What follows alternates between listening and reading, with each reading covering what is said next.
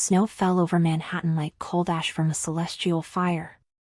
Outside the bulletproof windows of the Obsidian Hotel, the city was a sparkling postcard of lights and festive promises. Inside, in the penthouse's private ballroom, Christmas smelled of old money, imported pine, and hypocrisy. I adjusted the dark green velvet skirt of my uniform, feeling the tag prickling my skin. I wasn't a guest.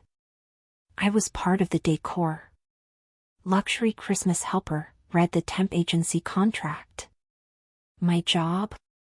Ensure the champagne flutes never emptied and that the charity gifts, dolls costing more than my college tuition, were perfectly aligned beneath the 20-foot tree. Elena, smile. It's Christmas, hissed my supervisor, Marcus, passing by me with a tray of caviar. I forced my lips to curve. Christmas. The time of year when my bank account bled and loneliness seemed to have sharper teeth. While those people toasted to corporate mergers disguised as philanthropy, I calculated if the night's tips would pay for fixing the heater in my queen's apartment. A burst of fake laughter came from the center of the room but died almost instantly. It was as if someone had cut the sound wire to the room. The temperature, already controlled by air conditioning, seemed to drop 10 degrees. I turned, curious to see what had silenced the masters of the universe. He stood beneath the arch of the main entrance. The man wasn't wearing a tuxedo like the other corporate penguins. He wore a black wool overcoat over a dark suit, no tie, the white shirt open at the collar revealing tan skin that clashed with the winter outside. He shook the snow from his broad shoulders with an irritating indifference, as if the weather dared not touch him. His eyes scanned the room. They were the eyes of a wolf assessing a herd of fat sheep. Cold. Calculating. Gray like the sky before a snowstorm. Who is he? I whispered to Chloe, another temp elf beside me. Chloe shivered, and not from the cold. Dante Moretti. They say he owns half the logistics companies at the port. The other half? He destroyed. He doesn't come to Christmas parties. He hates Christmas. Dante Moretti. The name had weight, a taste of iron and blood. I had read about his family in the tabloids, usually in the crime pages, never in the social column. He started walking. The crowd parted before him with a terrified reverence. He looked at no one. He walked in a straight line towards me. My heart stumbled and then raced frantically. Don't look. Don't breathe. You are invisible. You are furniture. I turned quickly to the Christmas tree, pretending to adjust a Swarovski crystal snowflake ornament. My fingers trembled. The ornament slipped from my sweaty hand. The sound of crystal shattering on the marble floor sounded like a gunshot in the silence of the room. I closed my eyes, expecting immediate dismissal from Marcus. Instead, I felt a presence behind me. A wall of solid heat and the intoxicating scent of sandalwood, leather, and winter. You broke it, a deep, husky, velvety voice vibrated directly at the nape of my neck. It wasn't a question. I opened my eyes and turned slowly. He was very close. Invasively close. I had to tilt my head back to meet his eyes. Up close, the scar cutting through his left eyebrow gave him a dangerously imperfect look. It was an accident, sir, my voice came out a trembling thread. I'll pay for it. A corner of his mouth lifted. Not a smile. A challenge. With the salary they pay you here? It would take you 3 months. Humiliation burned my face, hotter than any fireplace. He knew. He looked at me and saw the poverty, the exhaustion, the farce of my velvet costume. He crouched. The movement was fluid, predatory. With long, strong fingers, he picked up a fragment of the broken crystal. He stood, twirling the sharp shard between his fingers like a coin. You hate it here, he said, his gray eyes piercing my soul. I love Christmas, sir, I lied, reciting the agency script. Liar, he whispered, taking a step forward, cornering me against the immense tree. The scent of pine mixed with his scent, creating a fragrance that made me dizzy. Your eyes aren't smiling, Elena. They are exhausted. And furious. He read my name tag. He knew my name. A shiver, having nothing to do with fear and everything to do with an insane attraction, went down my spine. What do you want, sir? I asked, abandoning servile politeness. If I was going to be fired, let it be with dignity. Dante Moretti stopped twirling the glass shard. He looked at the fragment and then at my lips. I have a problem that needs solving tonight. And I need someone who hates this charade as much as I do, but who knows how to fake it well enough to fool a room full of vultures. I'm just a temporary employee. No. He extended his free hand and, in a shocking gesture, touched my chin, lifting my face to the light. His fingers were warm and calloused. You are the only real thing in this damn building. His touch was electric. The room around us disappeared. There was only the man, the snow outside, and the danger pulsing between us. Get your coat, he ordered, releasing my chin but keeping my gaze prisoner. I can't leave. My shift. I just bought the hotel, Elena, he said, with the casualness of someone saying they bought a coffee. Your shift is over. Now you work for me. He turned and started walking toward the exit, not waiting to see if I would follow. He knew I would follow. I looked at the broken crystal on the floor, then at Dante Moretti's broad back walking away. Reason screamed for me to run for the service exit and hide in the subway. But curiosity, and that dark magnetism he exuded, was a current dragging me under. I took off the ridiculous elf hat, let down my hair, and took the first step toward the wolf. This would be the worst, or the last, Christmas of my life. The December wind hit me like a slap the moment the hotel's revolving doors spat us onto the sidewalk. The snow was no longer falling gently, it cut horizontally, aggressive and merciless. I hugged myself, shivering violently. My synthetic wool coat, bought in a summer sale 3 years ago, was as useful against that cold as a paper umbrella against a hurricane. Dante Moretti didn't stop. He didn't even flinch. A black armored SUV, so large it looked like a luxury military tank, was already waiting at the curb. The driver, a wardrobe in a dark suit, opened the rear door before Dante even reached it. Dante stopped and looked back. I stood 2 steps away, teeth chattering, snow sticking to my eyelashes. Get in, he ordered, his voice cutting through the wind's howl. I don't know where you're going, I shouted to be heard. And my mother taught me not to get into strangers' cars. He let out a short, dry, humorless laugh. Your mother should have taught you to pick your battles better, Elena. You're freezing. And I'm not a stranger. I'm the man who just saved you from a night serving champagne to idiots who don't know your name. He didn't wait. He got in the car, leaving the door open. An invitation that looked more like a trap. I looked at the street. Taxis passed full, yellow lights blurred in the storm. The subway was 5 blocks away. My feet were already numb inside the cheap uniform flats. To hell with common sense. I got into the SUV. The interior was a world apart. Silent, smelling of new leather and that woody aroma that seemed to emanate from his skin. The heater was on, enveloping me in immediate warmth that made my skin tingle painfully. The door closed with a dull thud, sealing us in. The car slid into New York traffic without a bump. Where are we going? I asked, trying to control the trembling in my hands. Dante was on the opposite seat, pouring himself an amber liquid from a crystal decanter in the side console. Brooklyn Heights. What's in Brooklyn Heights? My family.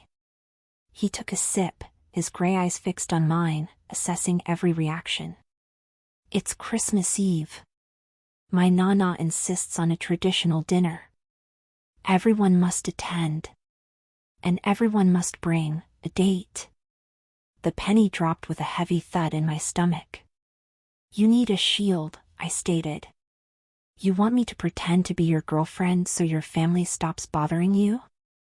That's cliché, Mr. Moretti. I saw that movie on cable. He tilted his head, amused by my audacity.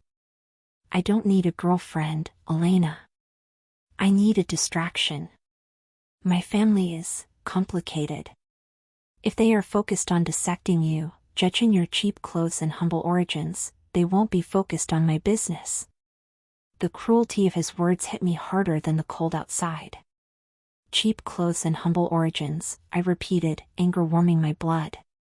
Stop the car. I'm getting out here. I reached for the handle. Locked. Sit down. His voice was a whip. Low, controlled, dangerous. Look at your boots, Elena. I looked down. The sole of my right boot was coming unglued, revealing the damp sock underneath. I had been gluing it with superglue for weeks. I saw you looking at the manager's Christmas bonus earlier today like it was water in the desert, he continued, merciless. You have debts. Late rent? Student loan? Maybe a sick relative? I swallowed hard. The heater in my apartment. My father's physical therapy. The list was endless. That's none of your business. It becomes my business when I'm buying your time. He pulled a wad of bills from his inner jacket pocket. Crisp, new bills. He tossed the wad onto the leather seat beside me. He didn't hand it over, he tossed it, like it was trash. $5,000. For tonight. I stared at the money. It was more than I earned in 4 months of double shifts. It would fix the heater. Pay rent until March. Buy a decent gift for my father. What do I have to do? I asked, my voice hoarse, hating myself for hesitating.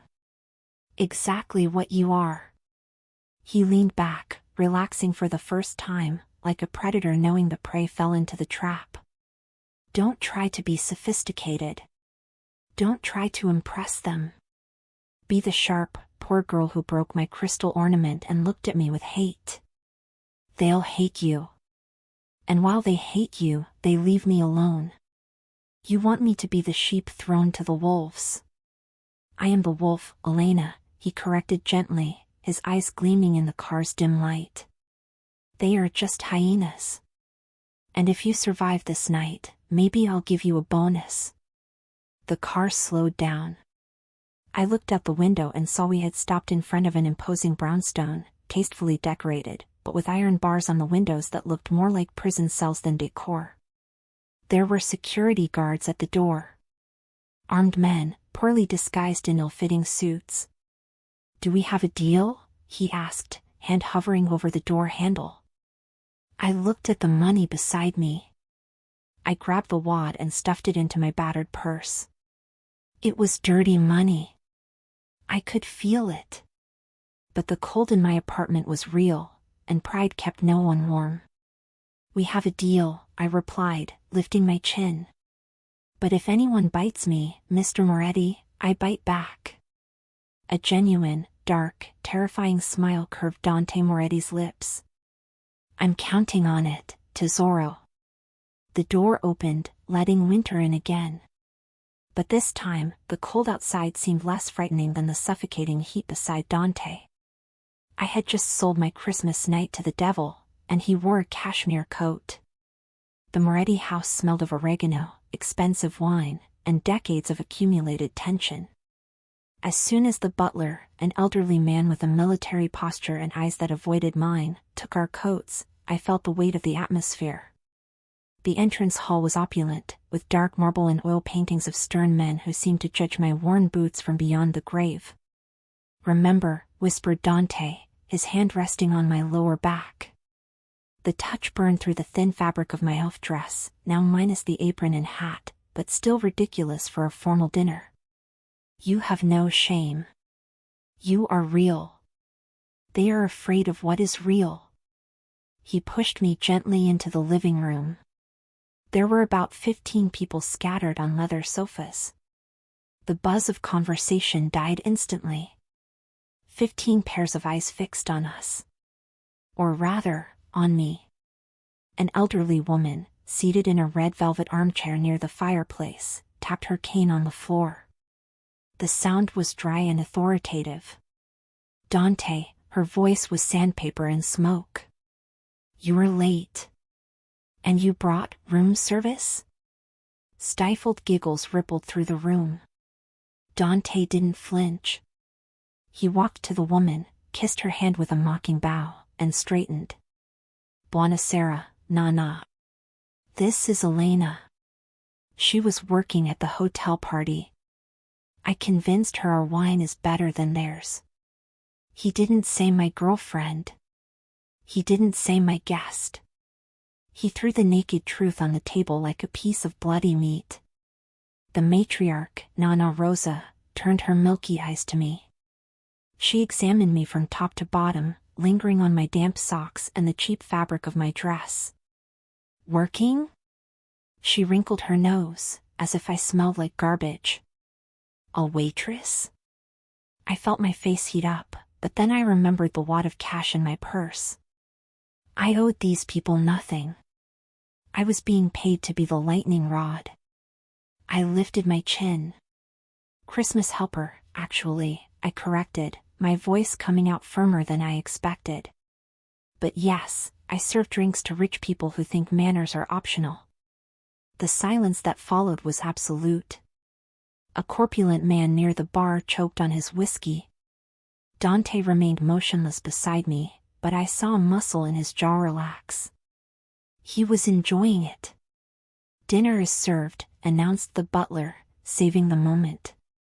The dining room was a cavern of mahogany and crystal. I sat beside Dante. Opposite me was a man who looked like a younger, less dangerous version of Dante, but with cruel eyes. So, Elena, he began, cutting his steak as if he were murdering it. How much did my cousin pay for the night? Were all the high-end escorts busy on Christmas Eve? Dante paused with his fork halfway up. The temperature at the table dropped to absolute zero. Careful, Lorenzo, said Dante, in a soft, lethal tone. Lorenzo smiled, showing overly white teeth. It's a valid question. Look at her, Dante. She's a street rat. Everyone looked at me, expecting me to cry or run. The hyenas, as Dante had said. They smelled weakness. I dropped my silverware. The clink of silver against china echoed. $5,000, I replied, looking directly into Lorenzo's eyes. The entire table gasped. Even Nana Rosa stopped chewing. Dante turned his head slowly to me, an eyebrow raised. I was going off script, or maybe rewriting it. He paid me $5,000, I continued, keeping my voice calm, though my heart was pounding against my ribs. Which, considering the displeasure of having to look at your face and listen to your cheap insults, Mr. Lorenzo, was a very low price. I should have charged 10. For a second, no one breathed. Then, Dante laughed. It was a deep, genuine sound that vibrated in his chest and, strangely, in mine. He placed his hand on my thigh, under the tablecloth, and squeezed. It wasn't a comforting touch. It was possessive. A warning and a reward. She's right, Lorenzo, said Dante, resuming eating, his hand still burning my skin under the table. You are hard to swallow without an upfront payment. Lorenzo turned red, then purple. He gripped his knife so hard his knuckles turned white.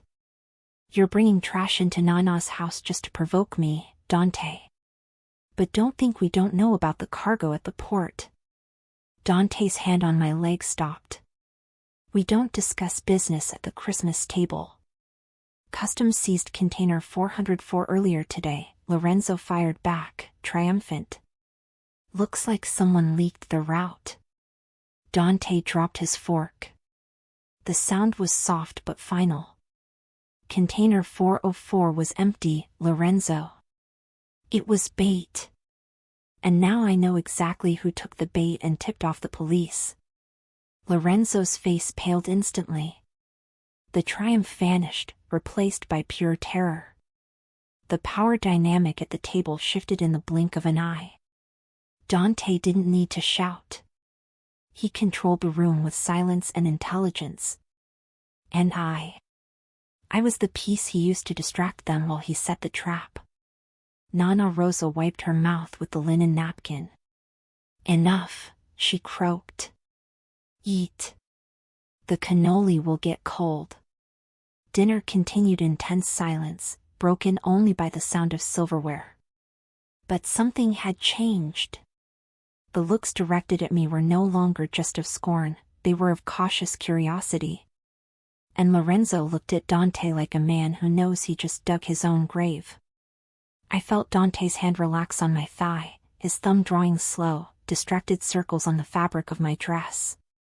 It was an intimate gesture, almost affectionate, totally at odds with the coldness of the man who had just cornered his cousin. You did well, he whispered in my ear, hot breath prickling my neck as waiters cleared the plates. But now comes the hard part. What's harder than being insulted by your psycho cousin? I whispered back. He turned to me, and his gray eyes were dark, stormy. Surviving dessert. Because now that Lorenzo knows I caught him, he'll try to come out on top. And you, Tesoro, are the easiest target in this room. Before I could ask what that meant, the dining room lights flickered and went out. In total darkness, I heard the sound of a chair being dragged violently and the unmistakable click of a gun being cocked. Dante's hand left my thigh and went to the nape of my neck, forcing my head down. Get down, he roared, the moment the first crystal vase exploded over our heads. The world shrank to the acrid smell of gunpowder and Dante's crushing weight on top of me. The hardwood floor scraped my knees as he covered me completely with his body. Somewhere in the dark, Nana Rosa shouted orders in Italian, her voice cutting through the chaos with a general's authority, not a victim's panic. Stay Jew.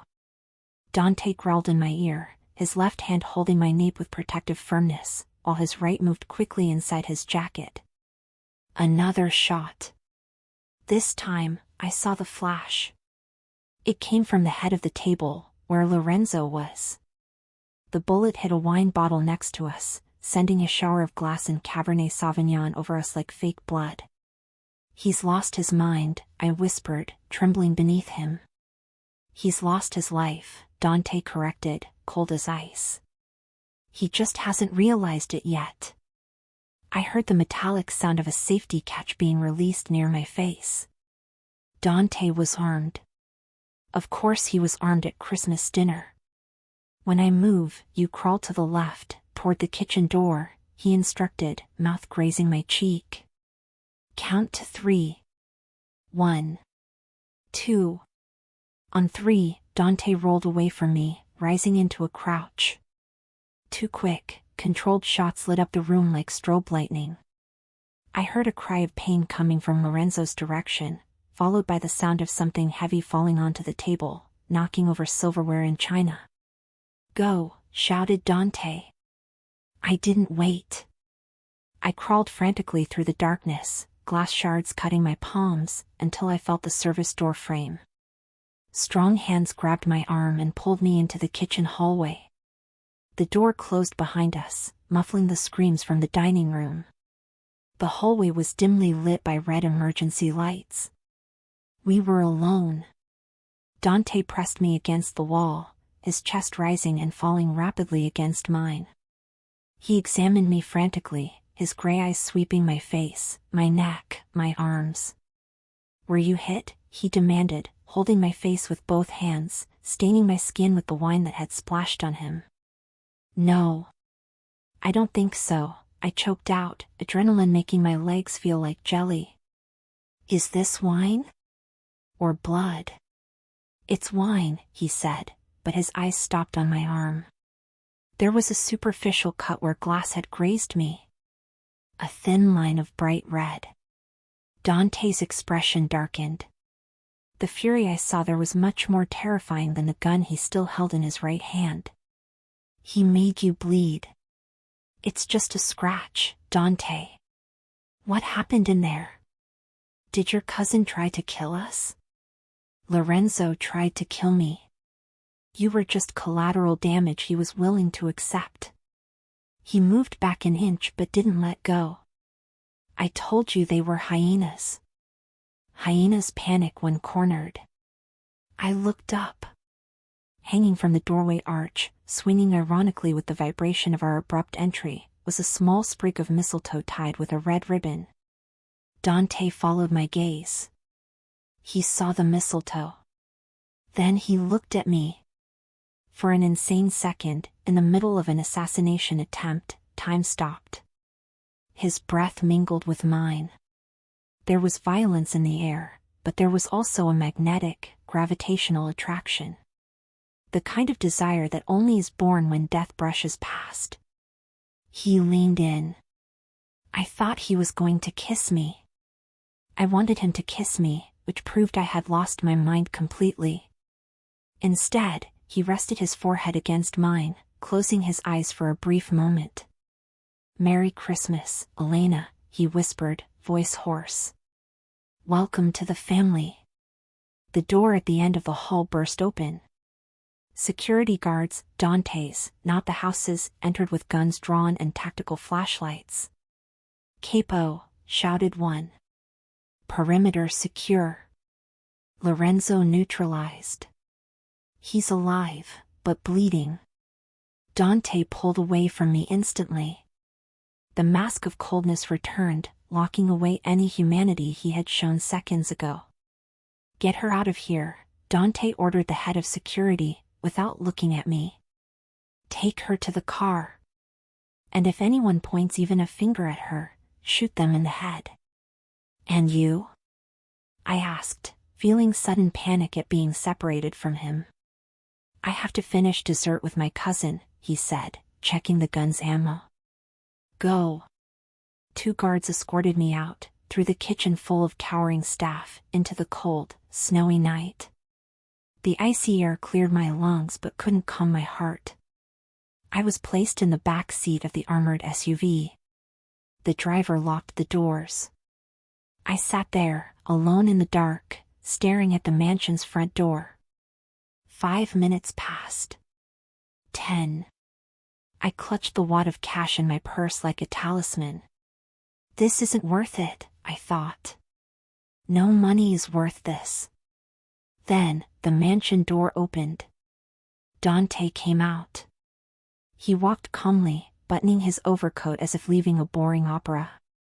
He stopped at the top of the stairs, said something to one of the guards, and walked down to the car. When he got into the SUV, he brought the smell of cold and something metallic. Copper. Blood. And this time, I knew it wasn't wine. The car pulled away before he even fully closed the door. Are you okay? I asked, examining him in the dim light. He looked straight ahead at the snow falling hypnotically in the headlights. The problem has been resolved. I looked at his hand resting on his knee. The knuckles were scraped and stained red. Did you kill him? The question came out in a whisper. Dante turned his head to me. His eyes were empty, tired. It's Christmas, Elena. No one dies on Christmas unless it's absolutely necessary.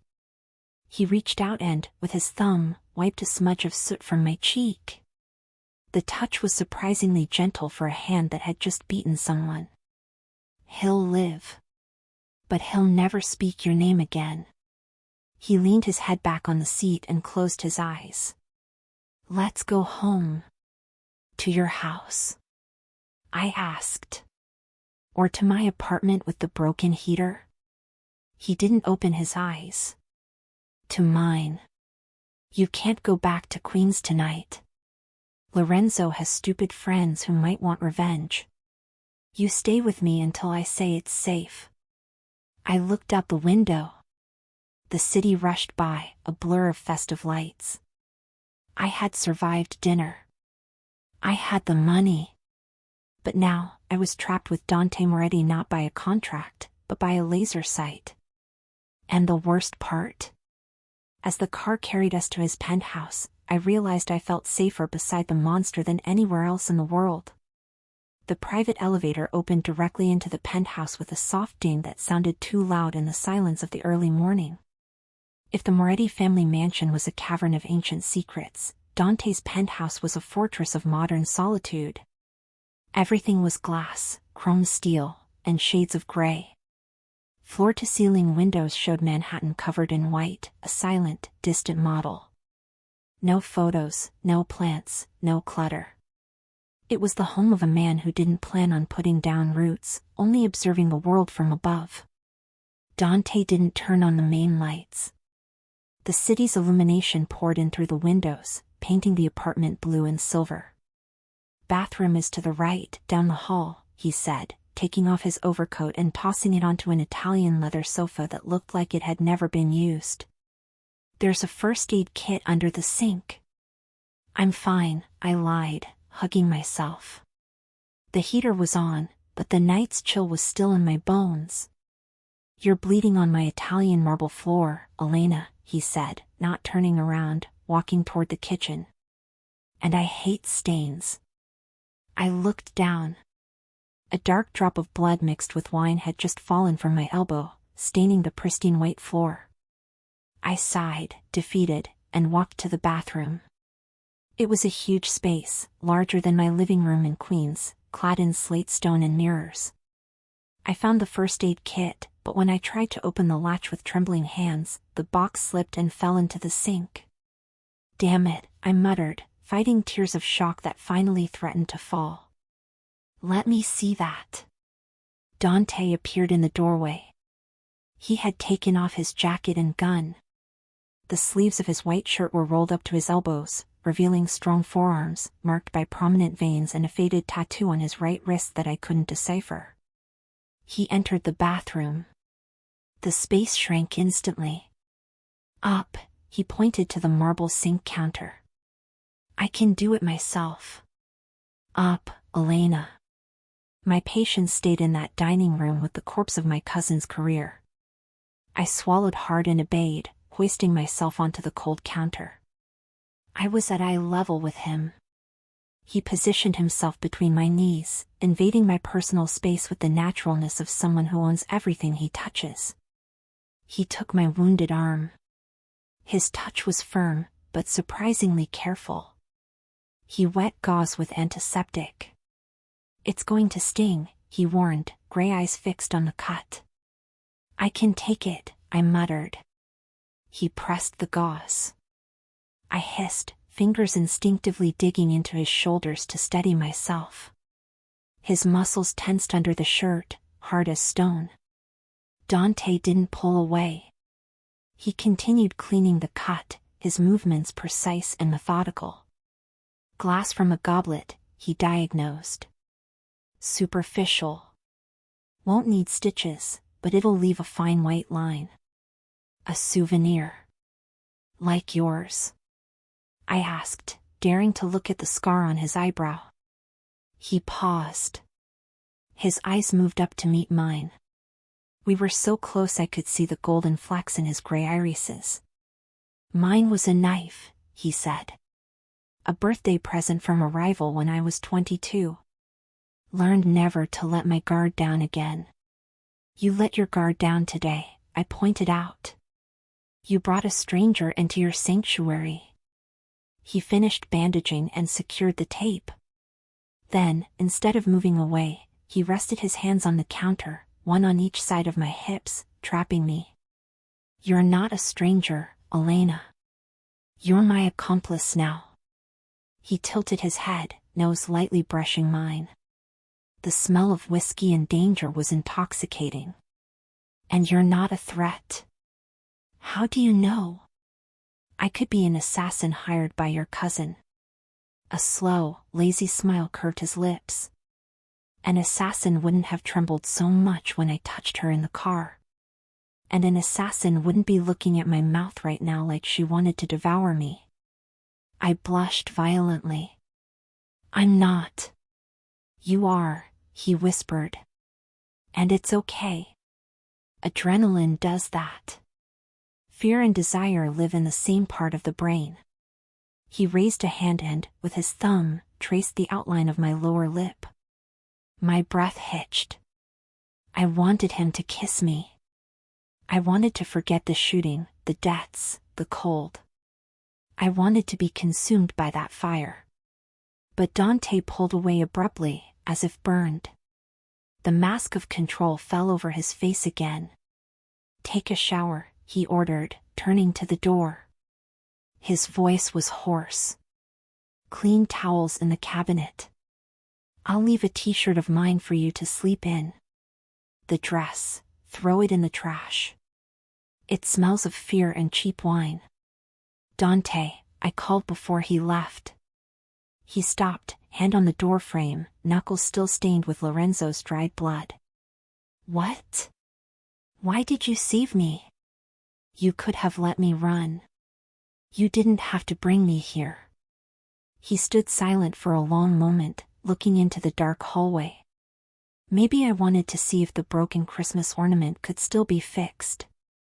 He left, leaving me alone with the sound of my own heart beating erratically against my ribs. I took a hot shower, scrubbing my skin until it was red, trying to wash the feeling of that night off my body. When I got out, I found a black cotton t-shirt folded on the toilet lid. I put it on. It came down to mid-thigh and smelled of him. Sandalwood and authority. I walked to the guest room he had indicated. The bed was huge, Egyptian cotton sheets cool and soft. I lay down, exhausted, but sleep wouldn't come. I looked at the window. Snow continued to fall over New York, covering the dirt, the blood, and the secrets. I was safe, warm, and $5,000 richer. But as I closed my eyes, the only thing I could see was Dante Moretti's gray gaze and the silent promise that, no matter what he said, I was now part of his collection. And the worst part was I wasn't sure if I wanted to be returned. I woke to the smell of coffee. Not the burnt, watery coffee from the bodega on the corner by my apartment, but something rich, earthy, and obscenely expensive. For a moment, I kept my eyes closed, feeling the mattress, expecting to feel the broken springs of my bed in Queens. Instead, my hand found soft, infinite cotton. The memory of the previous night crashed over me like an avalanche. The hotel. The dinner. The shots. The blood on the marble. I opened my eyes. The guest room was flooded with blinding white light. The snow had stopped falling, but New York was covered in a glittering blanket reflecting the winter sun. I sat up, pulling Dante's t-shirt over my knees. My arm throbbed slightly under the bandage, a physical reminder that it hadn't been a fever-induced nightmare. I got up and walked barefoot to the main room. The penthouse seemed even bigger in daylight. And in the center of the black granite kitchen island, was him. Dante was already dressed, not in a suit, but in dark dress pants and a gray turtleneck that accentuated the width of his shoulders. He was reading something on a tablet, a steaming cup of coffee beside him. He looked rested, ruthless, and perfectly at home. "Good morning," he said without lifting his eyes from the tablet. "Coffee is in the carafe. Food is in the oven to keep warm. Where are my clothes?" I asked, voice hoarse with sleep. I stopped at a safe distance, using the kitchen island as a barricade. He swiped a finger across the screen, turning a digital page. "In the trash." I said they smelled of fear. "Those were the only clothes I had with me, Dante. I can't walk around Manhattan wearing your t-shirt." You're not walking around Manhattan, Elena. He finally looked up. Gray eyes were clear, stripped of the previous night's shadow, but no less intense. You're not leaving this penthouse. I felt a cold shiver. What? Is this a kidnapping? It's private witness protection.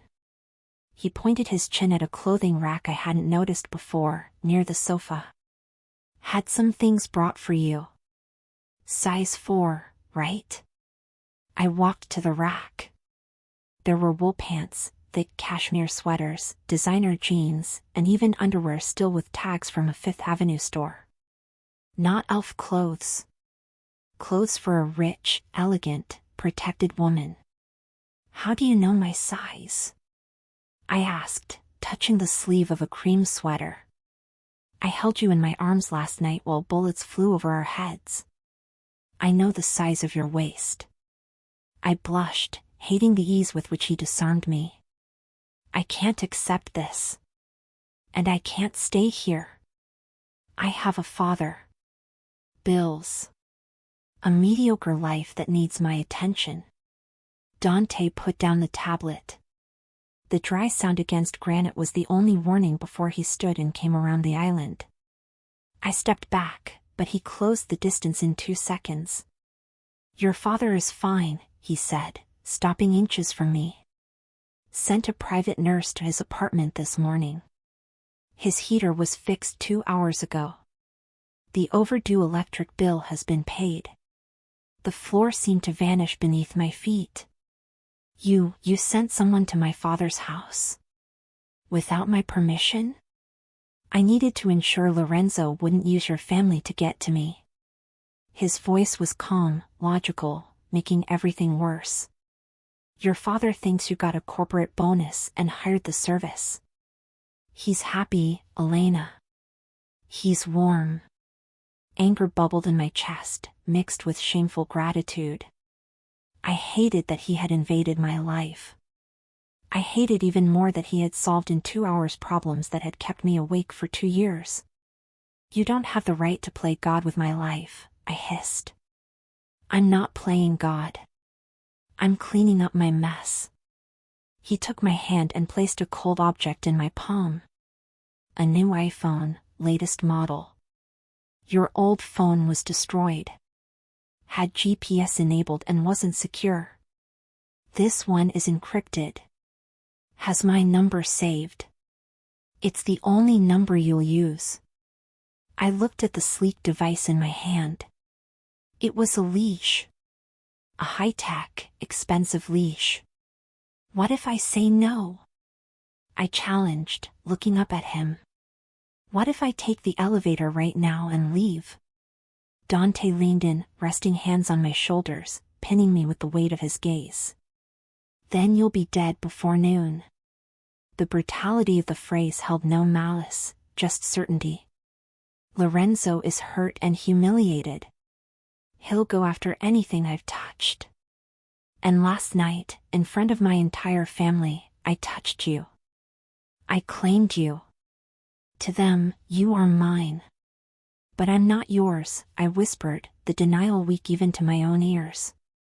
Dante brought his face close to mine, until I could see the dark lashes framing his storm eyes. As long as you are in this penthouse, eating my food, wearing the clothes I bought, and being protected by my men down below, you are mine, Elena. He released my shoulders and stepped back, returning to his coffee as if he hadn't just rewritten my reality. Eat, he ordered, pointing to the oven. You're too thin. And I need you strong. For what? I asked, feeling dizzy. Because today is Christmas Day, he said, picking up the tablet again. And we have another event to attend tonight. If we're going to pretend we're together, we're going to do it right. I stood in the middle of the room, holding the new phone, surrounded by luxury and panoramic views. I was in a glass cage at the top of the world. The wolf hadn't just brought me to the den, he had locked the door and swallowed the key. I walked to the oven and took out a plate of eggs Benedict and fresh fruit. The smell was divine. My stomach growled, betraying my rebellion. I sat on the stool furthest from him and took the first bite. The taste was perfect. But it had a bitter aftertaste. The taste of lost freedom. The woman in the mirror was a stranger. The dress Dante had chosen, or ordered chosen, was a weapon of war disguised as haute couture. It was blood-red velvet, with an off-the-shoulder neckline exposing my collarbones and a leg slit rising dangerously high. It molded to my body like a second skin, screaming power, money, and sin. I ran my hand over the fabric. 24 hours ago, I wore polyester and green felt. Now, I looked like the queen of a country I didn't know how to rule. Elena? Dante's voice came from the other side of the bedroom door. The car is waiting. I took a deep breath, trying to calm the tremor in my hands, and opened the door. Dante was in the hallway, adjusting white gold cufflinks. He wore an impeccable black tuxedo, the Italian cut emphasizing his lethal posture. When he looked up and saw me, his hands paused. The silence stretched between us, dense and charged. He didn't smile. He didn't say I looked beautiful. Instead, his gray eyes darkened, sweeping my body with a possessive hunger that made my knees weak. He looked at me as if I were a prize he had just stolen and intended to keep at any cost. Red, he said finally, voice a low rumble. The color of warning. Fitting. He walked to me, stopping behind my back. I felt the heat of his body radiate against mine. He reached into his jacket pocket and pulled out a black velvet box. Missing one thing. He opened the box. Inside rested a diamond and ruby necklace that probably cost more than the entire block where my father lived. Dante, I can't wear this. If I lose it. Turn around, he ordered softly. I obeyed, turning my back to him and lifting my hair. I felt his cold fingers brush my nape, followed by the icy weight of precious stones against my skin. The clasp clicked like a lock turning. Look, he whispered, holding my shoulders and turning me to the hallway mirror. I looked at our reflection. The man in black, the shadow, behind the woman in red, the flame. The necklace glittered at my throat, tight. Feels like a collar, I muttered, repeating the thought I'd had earlier about the phone. Dante's eyes met mine in the mirror. Diamonds are cold, Elena, but they are unbreakable. They offer protection. Tonight, when we enter Lincoln Center, everyone will know that you are under my protection. No one will touch you. No one will breathe in your direction without my permission. And where are we going? To the opera. New York's elite pretends to like Puccini on Christmas night. It's the perfect neutral ground to show that Lorenzo's coup attempt failed. He leaned in, lips brushing my ear. Smile, Tesoro. You are living proof that I am in control. The ride to Lincoln Center was silent, but the tension inside the SUV was palpable. The snow had stopped, leaving the city crystallized and shining. When the car pulled up in front of the theater entrance, camera flashes popped like fireworks. Not gossip rag paparazzi, these were high society photographers and spies from rival families. Hold my hand, said Dante. And don't let go. We got out of the car. The icy air bit my exposed skin, but adrenaline kept me warm. Dante interlaced our fingers. His grip was firm, anchoring me as we walked the red carpet. I felt the stares. They were physical. Women in furs and men in tuxedos dissected us. I heard whispers. Who is she? Moretti brought someone. Heard there were shots at dinner last night. Chin up, murmured Dante. You are better than all of them.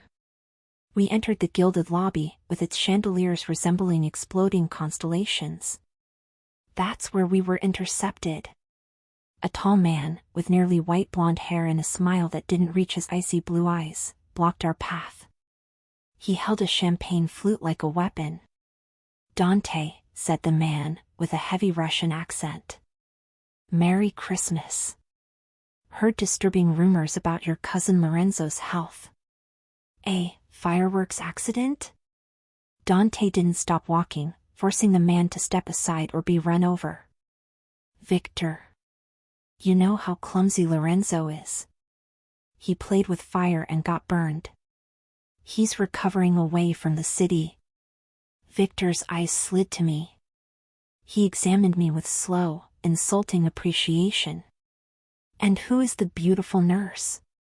Didn't know you had a taste for such vibrant things." I felt Dante tense beside me, lethality emanating from him in waves. But before he could respond, I spoke. "Elena," I said, extending my free hand, voice firm and sweet like poison. "And I'm not a nurse, Mr. Volkov. Viktor Volkov. Mr. Volkov. I am the reason Dante doesn't have time to deal with baseless rumors."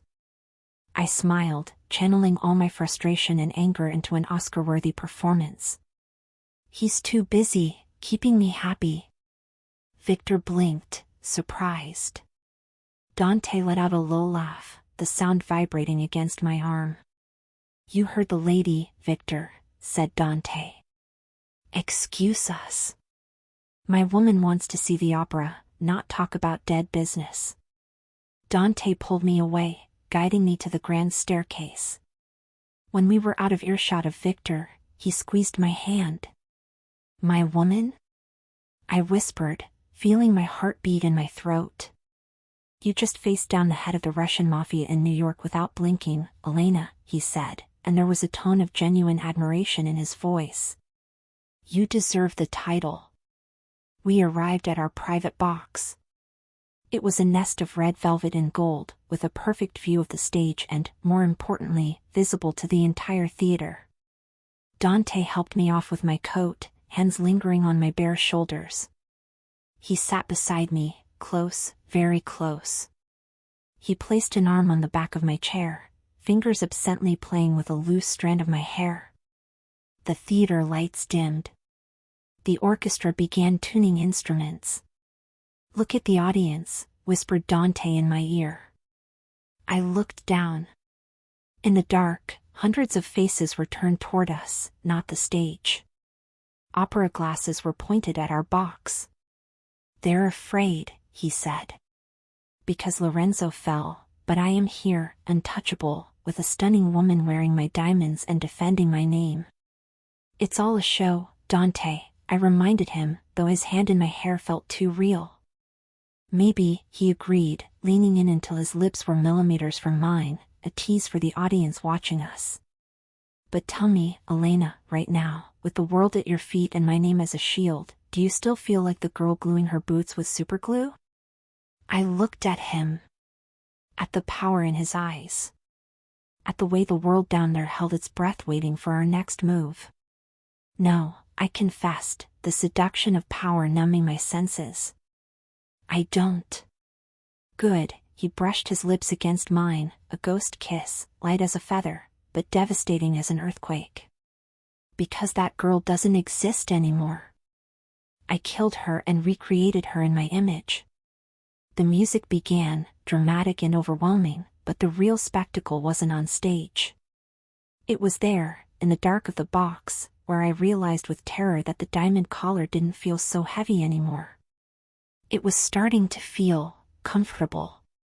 The last act of La Boheme ended with a collective sob from the audience and a standing ovation that shook the crystal chandeliers. Dante, however, didn't applaud. He simply watched the crowd applauding him, or rather, us. "The show isn't over yet," he murmured, helping me up. "There's a reception in the Grand Tier Hall. We have to make an appearance." The reception hall was a sea of black suits and haute couture dresses. The smell of expensive perfumes was almost suffocating. As soon as we entered, the path opened. I felt like Moses parting the Red Sea, if Moses wore velvet and stolen diamonds. a chamber orchestra began playing a slow waltz, muffling the buzz of conversations and clinking of champagne glasses. Dante stopped and turned to me. He extended a hand, an invitation that was, in truth, an order. "Dance with me." I hesitated. "Dante, I don't know how to waltz. My dance experience is limited to cheap clubs in Queens and dodging drunk customers." "I'll lead," he said, taking my hand and pulling me to the center of the floor with an authority that brooked no refusal. "You just have to trust me. Or at least pretend to trust."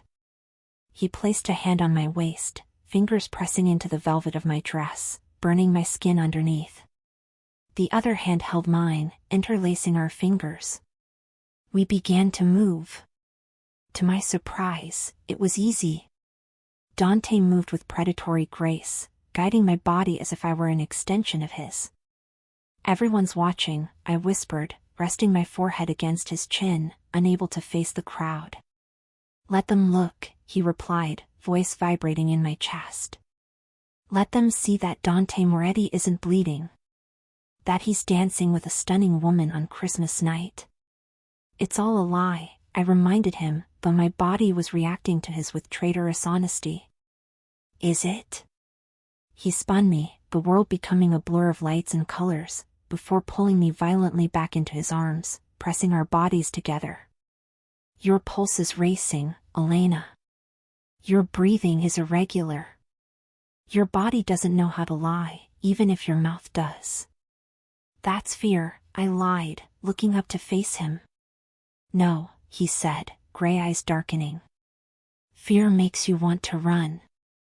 This makes you want to stay.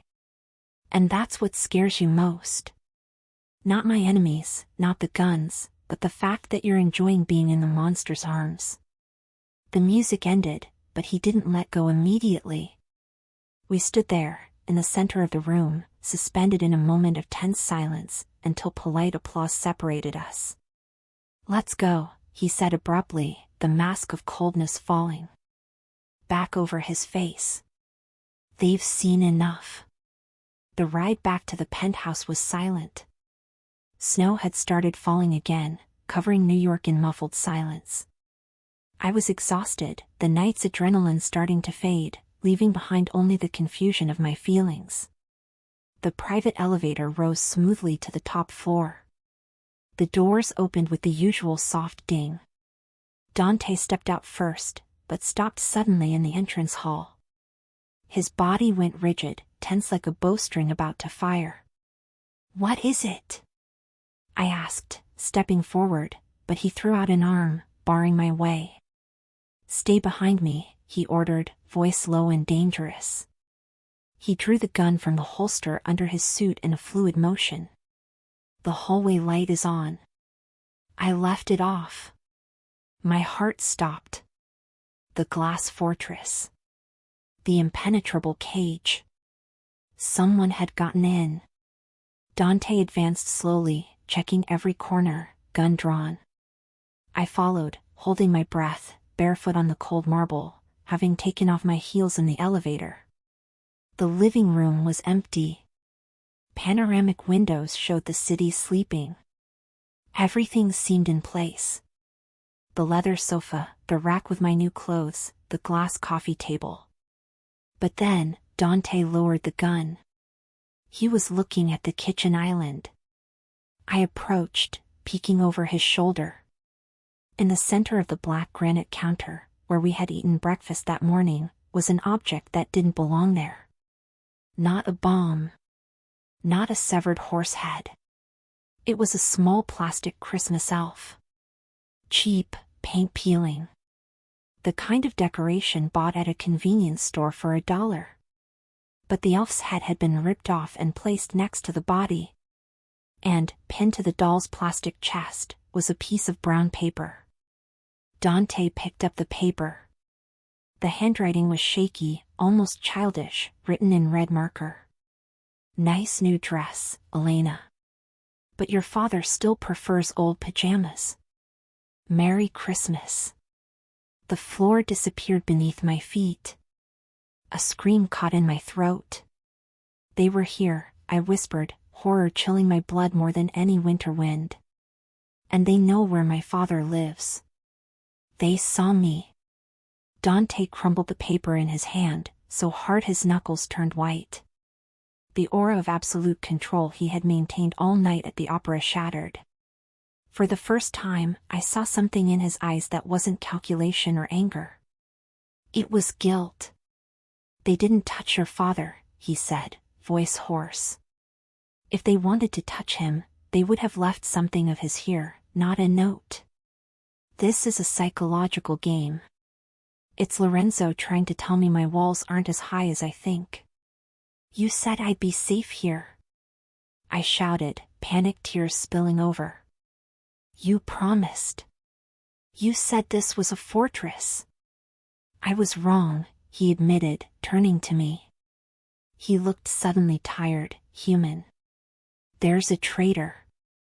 Someone in my personal security. Someone who has the elevator codes. He moved closer, but I backed away, hitting my back against the cold wall. Don't touch me. You brought me into this world. You put a target on my back and now you've drawn a target on my father's chest. Dante didn't back down. He cornered me against the wall, resting hands on either side of my head, imprisoning me. But there was no aggression in the gesture, only desperation. I will find who did this, he swore, gray eyes burning. And I will kill him. But right now, Elena, the only thing that matters is that the penthouse is no longer safe. We have to leave. Now. Where to? I asked, sobbing. There's nowhere. They get in anywhere. There is a place, he said, resting his forehead against mine, sharing my fear, sharing my air. A place off the records. A place where Lorenzo would never think to look, because it's the only place I was happy. He pulled away, grabbed my coat and threw it to me. We're going north. To the cabin. As we ran back to the elevator, leaving behind the violated luxury of the penthouse, I realized the dance at the opera had been just a rehearsal. The real waltz with danger was just beginning. The escape wasn't elegant like in the movies. There was no background music or high-speed chases.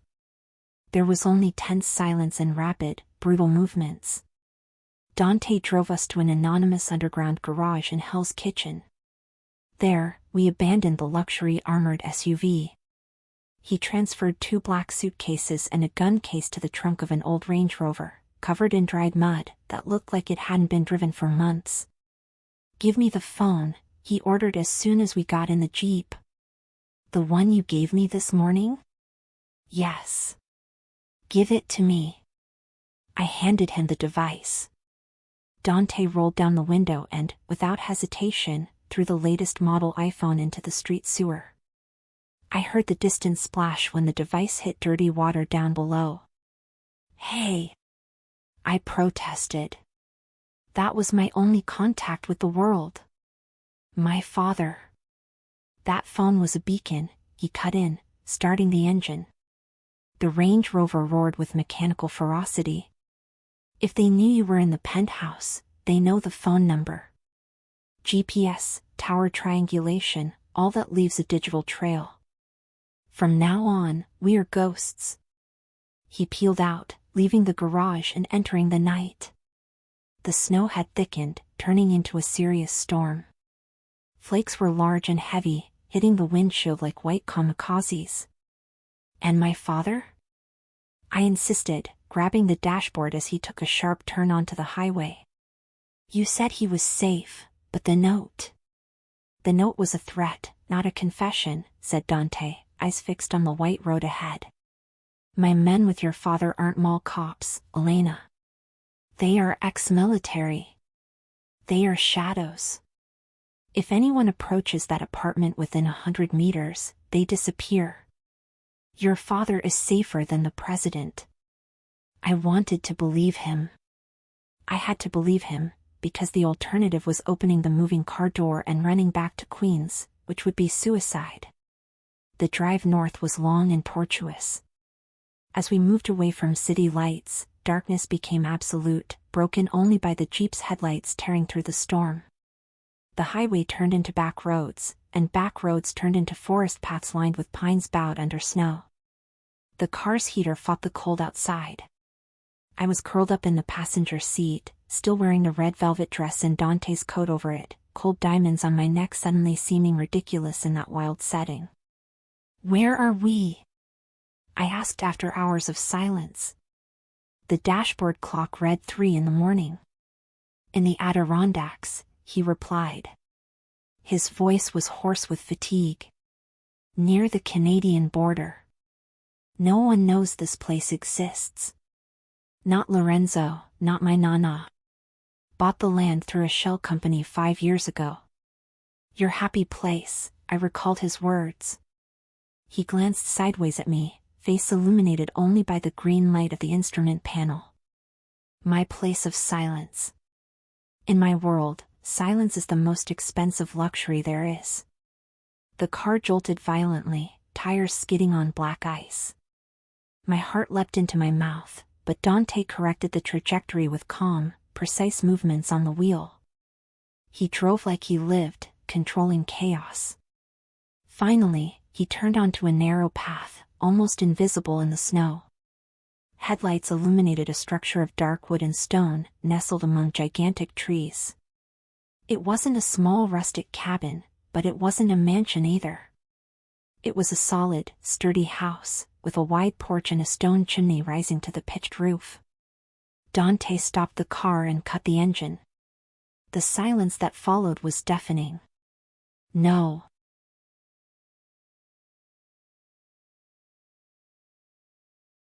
Sirens, no horns, no hum of city electricity. Only the sound of wind howling in trees. "We're here," he said. "Let's go. Snow is piling up fast. If we stay out here, we freeze in 10 minutes." We got out of the car. Snow came almost to my knees. The wind was an ice blade slicing through my coat. Dante grabbed the suitcases and gun case with irritating ease and plowed a path to the porch. He unlocked the heavy oak door and pushed it open. Inside was freezing and smelled of cedar wood and closed up cold. Dante dropped the bags and went immediately to a metal box on the wall. I heard breakers click, but nothing happened. Generator must have frozen or lines are down from the storm, he cursed in Italian. No power. "Great," I muttered, teeth chattering. Isolated cabin, no lights, with a mob boss, in the middle of a blizzard. This is the start of a horror movie. Or a romance, he retorted in the darkness. I heard a match strike. A small flame lit his face, casting deep shadows on his angular features. He lit an old oil lamp on a side table. Soft golden light revealed a living room with worn leather sofas, thick fur rugs, and a huge stone fireplace that dominated an entire wall. "Sit there," he pointed to the sofa, covering me with a thick wool blanket folded on the back of the furniture. "I'll handle the fire." I watched him. Dante Moretti, Prince of New York, man of bespoke suits and gala dinners, was now on his knees, stacking wood and lighting a fire with primitive competence. He had taken off his coat and rolled up white shirt sleeves, and I could see muscles in his back moving under fabric as he worked. In minutes, flames began licking dry wood, crackling and growing, filling the room with blessed warmth and orange glow. Dante stood and wiped his hands on his pants. He looked at the window. Outside, the storm had turned into an impenetrable white wall. "We're isolated," he said, voice low. "The road we came in on will be blocked by morning. Probably for days. No cell signal up here, and without power, the emergency radio is our only link." He turned to me. Firelight reflected in his eyes, making them less gray and more warm. "Hungry?" he asked. Exhausted, I confessed, weight of the last 24 hours falling on me. And scared. He walked to the sofa and sat on the other end, keeping a respectful distance, but his gaze was fixed on me. No one will find us here, Elena. Lorenzo doesn't know this place exists. Victor doesn't know. Nor my grandmother. For the first time in my life, it's just me. And me, I added softly. He smiled, a crooked, tired smile. And you. The Christmas elf who turned into Cinderella and is now a fugitive. He reached out and, with one finger, touched the diamond necklace I still wore. Stones glittered in firelight. Take this off, he said. Here you don't need armor. Here you don't need to impress anyone. I brought hands to my neck, fumbling with the complicated clasp. My hands shook from cold and fatigue, and I couldn't open it. Let me, he murmured. Dante moved closer. I turned, sweeping hair aside. Felt his warm fingers brush sensitive skin. His touch was firm, sure. Heard clasp click open. Weight of necklace vanished. But he didn't move away.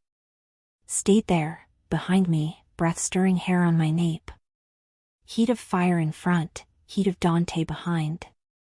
I was surrounded. You know the problem with snowstorms? He whispered, lips grazing skin of my shoulder exposed by dress. What? My voice was just a sigh. They erase the world outside. Rules, laws, expectations, everything gets buried under snow. In here, we are just a man and a woman trying to stay warm. My heart skipped a beat. Turned head slowly to look at him. Our faces were inches apart. Tension that had accumulated since I broke that ornament at hotel was now reaching boiling point. Dante, I began, not knowing if I was going to ask him to stop or continue. But wind outside howled, violent gust making cabin beams groan, reminding us we were at nature's mercy. Dante pulled back, breaking moment, but promise in his eyes remained. Getting more wood, he said, standing abruptly. Try to sleep, Elena. Tomorrow will be a long day. He walked away into kitchen darkness, but I knew, and he knew, that real danger was no longer out there, in snow. It was in here, crackling between us, hotter and more unpredictable than fire in fireplace. Morning light in cabin wasn't golden, it was white, diffuse, and relentless. Opened eyes on sofa, wrapped in 3 layers of wool blankets that smelled of cedar and smoke. Fire in fireplace reduced to glowing embers, but room still held comfortable residual heat. Sat up, neck cracking. Silence was absolute. No city hum, no wind howl. Storm must have passed, or we were in eye of hurricane. Dante? I called, voice hoarse with sleep. No answer. Panic, my constant companion for last 48 hours, tried to grab my throat. He left. He left me here. Threw blankets aside and ran barefoot to window. Snow had stopped falling, but world outside was buried. Porch covered by almost a meter of pristine snow. Pines looked like glass sculptures. And out there, some 20 meters from house, was Dante. He was back to me, chopping wood. Had changed white dress shirt for thick plaid flannel shirt, red and black, sleeves rolled up. Axe rose and fell with hypnotic, violent rhythm. Thwack. Thwack. Thwack. Each blow seemed a way for him to purge demons I couldn't see. Watched him for a minute. Seeing Dante Moretti, king of New York corporate underworld, doing raw manual labor was like seeing lion eating grass. Seemed wrong, but there was raw beauty in it. Strength of his back, precision of movements, steam of his breath in icy air. He stopped suddenly, axe hanging in hand. Without turning, he looked at window. He knew I was there. His sixth sense was terrifying. Stuck axe in wood stump and walked back to house. Ran to open heavy door. Cold air entered with him. Dante stamped boots on entry mat, shaking off snow. Carried armful of fresh-cut wood. Face flushed from cold and effort, dark hair slightly damp with sweat and melted snow. "You're awake," he said, passing me to throw wood beside fireplace. "Thought you left," confessed, hugging on arms for warmth. He knelt to revive fire. "Road is blocked by fallen trees and snow. No one in, no one out. Not me, not Lorenzo. We're trapped, Elena." "For how long?" 2 days. Maybe 3. Depends on when highway cleanup crews can reach back roads. 3 days. Alone. With him. Dante stood and went to kitchen. Was an old wood stove there, hadn't noticed in last night's darkness. Metal coffee pot hissing on top. "No electricity, so coffee is old-fashioned way," he said, pouring 2 chipped enamel mugs. "And breakfast is what's in pantry, canned beans and peaches in syrup." Feast of Kings. Handed me mug. Took it, grateful for heat passing to hands. "We need to talk," I said, blowing steam from coffee. He leaned hip against rustic wood counter, crossing ankles. Posture relaxed, but eyes alert. "About what?" "About why a silly note with plastic elf made most dangerous man in New York flee to woods in middle of night." Dante took sip of coffee. Silence stretched. "Wasn't elf. Was message about your father. You said my father was safe. And he is." Dante put mug in sink with dull thud. "But fact they know where he lives means there was failure in my intelligence. And when there is failure, I don't risk it." "You're lying," accused, stepping forward. "Forced proximity making me brave. You didn't flee for strategy. I saw your face last night, Dante. You were scared. Not for you. For me." "Why?" Laughed, harsh sound. "Think I'm scared? Think you have guilt?" Put mug on table. Looked at me like it was your fault they found me. Like you'd already seen this happen before. Dante's jaw clenched. Looked away to window, to white vastness. For a moment, thought he'd kick me out of kitchen or shut down in habitual silence. "Was Christmas," said, voice so low almost drowned by crackling wood in stove. "What?" "Last time I made mistake. Was Christmas." Turned to me, mask of coldness cracked. Ancient, festering pain in eyes. "Was 12. My father was capo. We lived in fortress, much like penthouse.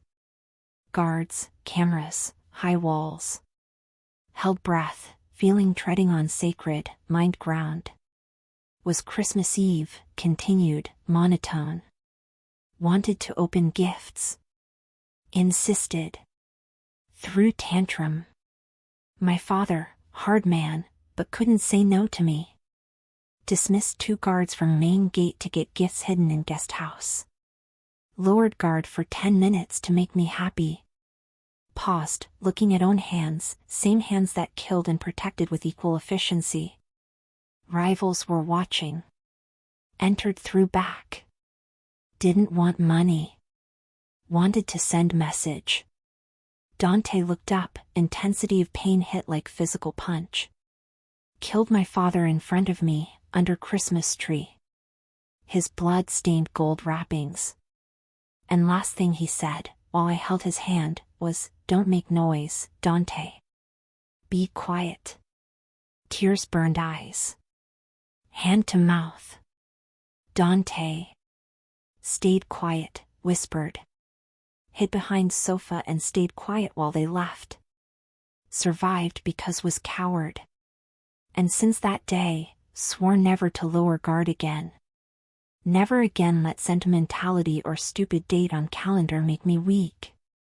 Stepped toward me, energy shifting from sadness to fierce intensity. And then you appeared. with ridiculous elf uniform and furious eyes. And for first time in 20 years, I got distracted. Looked at you at ball and forgot to check emergency exits. Took you to my house and forgot to change security codes. Stopped inches from me, holding my arms. Grip strong, almost painful, but didn't pull away. Elf on counter, was warning I'm making same mistake again. Letting you in, Elena. And when I let someone in, people die. I'm not your father, said, voice steady despite tears streaming down face. Raised hands and held his face, feeling stubble scratch palms. And you aren't scared 12-year-old boy behind sofa anymore. You are man who got me out of that shooting. You are man who took care of my father. You aren't weak, Dante. You are only thing standing between me and abyss. Dante closed eyes at touch, releasing shaky breath, like holding breath for 2 decades. Should run from me, murmured against palm. Should take car and try luck in snow. Not going anywhere. Opened eyes. Gray was on fire. Then don't blame me for what happens next. Before could ask what he meant, Dante closed distance between us. Kiss wasn't gentle. Wasn't lip brush teased at opera. Was hungry, desperate, devastating. Kissed me like I was oxygen and he drowning. Hands went to waist, pulling me against him so hard air left lungs. Responded with same intensity, hands burying in hair, pulling closer. Taste was coffee, winter, repressed desire. Lifted me, sitting me on kitchen counter, between cans of food and coffee pot. Legs wrapped waist instinctively. Dante. Moaned when lips descended to neck, nibbling sensitive spot where diamond necklace had been night before. Tried to keep you away, growled against skin. Tried to use you only as shield. But you are only real thing I ever touched. And I am tired of fake things. Pulled body against his, friction of jeans against bare legs sending electric shocks down spine. No more contracts, money, mafia. Just man, woman, and fire crackling in background, witnessing moment line between pretense and reality was erased forever. Outside, snow started falling again, sealing fate and locking us in small universe where, for first time, Dante Moretti wasn't alone on Christmas. Cabin kitchen disappeared. Whole world disappeared. Only Dante's touch, large hot hands claiming every inch of skin could reach. Kiss wasn't just desire, was desperate confession of man famished whole life, even sitting on gold thrones. Say it, ordered against mouth, voice low growl vibrating chest. Say you don't want to be anywhere else. I am exactly where I want to be, replied, hands pulling him by nape, fingers intertwining in dark damp hair. I am yours, Dante. Even if madness. Only sanity left, whispered. Took me off counter, legs still wrapped around waist, walked to living room. Didn't take to bedroom. Laid me on thick fur rug before fireplace, flames dancing, casting long trembling shadows on wood walls. Outside, storm howled like beast trying to enter, but there, in circle of fire heat, nothing could touch us. Dante pulled away for second just to remove flannel shirt. Orange glow licked skin, illuminating scars, knife ribs, bullet shoulder. Map of violence etched on body of God. Descended on me, covering body with his, protecting and possessing at same time. Gonna mark you, Elena warned, dark gray eyes, almost black from dilation. When back in New York, when all this over, want you to remember this moment every time look in mirror. Then mark me, challenged, arching back to meet him. Make me never be able to forget. Followed wasn't soft. Couldn't be. We're two broken people, united by danger and circumstance, trying to find redemption in each other's skin. Every touch urgent, every kiss taste of goodbye refused to accept. When finally entered, broken sigh escaped lips, mixing with groan. Was collision of souls. Sensation of filling so overwhelming tears ran down face, not sadness, but intensity didn't know heart could bear. Moved together to rhythm of crackling wood, lost in labyrinth of sensations, until climax hit like storm outside, sweeping everything rationality left, leaving only absolute certainty that, from that moment, no more I and he. Just us. Hours later, or maybe minutes, time didn't exist anymore, lay tangled in blankets in each other's arms, watching embers die slowly. Dante ran fingers lazily down bare back, tracing spine line. Rested head on chest, listening steady heart rhythm world outside believed made of stone. What happens now? Asked, voice breaking comfortable silence. Hand stopped. Felt tension return to muscles. Now, we survive. Wait for snow to melt. And then? Insisted, lifting head to look at him. When back in city? Go back to Queen's apartment and pretend nothing happened? You back to Ivory Tower? Dante held chin, forcing face storm in eyes. Think I can let you go after this? Think I can go back to sleeping in empty penthouse knowing you in world, away from me? Can't live in cage, Dante. However golden.